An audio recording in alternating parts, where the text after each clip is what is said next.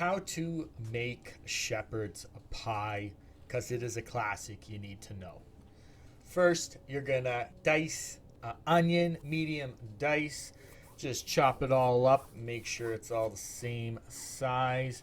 And then you're gonna mince your garlic. While you're mincing your garlic, you can have a pan on medium low with some ghee in it so you can start to cook your onions. You'll start sweating your onions, and then you'll add your ground beef. And then you're gonna add half a tablespoon of pink salt, a teaspoon of cumin, a teaspoon of paprika, a teaspoon of dried mustard, and a teaspoon of black pepper.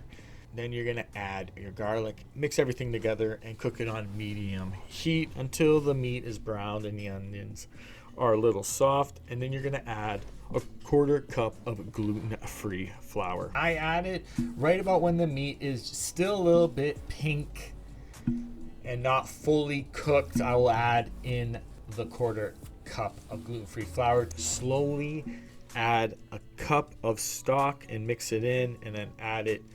I didn't film it this time, but a cup of stock gradually to this to consistency of gravy and meat. That is done. Let that just simmer. You're gonna grab a bag of green peas for your second layer.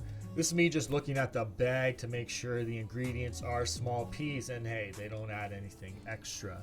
Then you're gonna grab a tray that can hold liquids, put your parchment paper in, then add your meat mixture gravy to the bottom.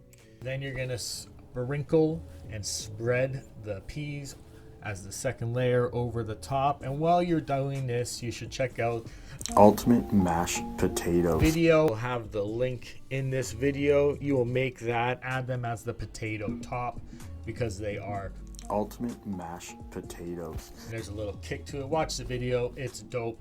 Now, on one side, I decided to use a spoon. On the other side, I used a piping bag, and it didn't work out as well as I thought. You're just gonna smooth the potatoes over the peas, about 1/2 inch or 1 inch thickness if you would like. Then you're gonna grab your favorite cheese. I used Havarti, but you could use mozzarella, cheddar, Gouda, any cheese that you would like, and spread it evenly over top of your shepherd's pie, and then throw it in the oven for about 25 minutes to 30 minutes. It's on 325.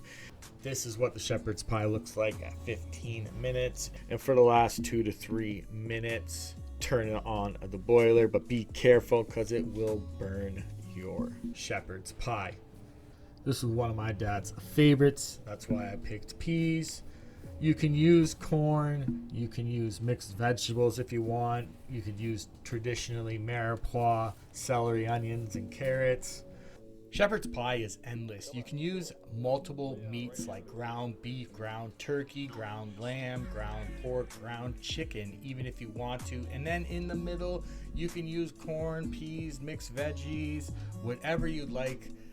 Possibilities are endless. It's a nice warm meal to eat on the cold day, and that's probably why my dad did enjoy it the most. This recipe has been altered from my cookbook, but there is a recipe also in the cookbook, shepherd's pie. More traditional, like Gordon Ramsay's. The endless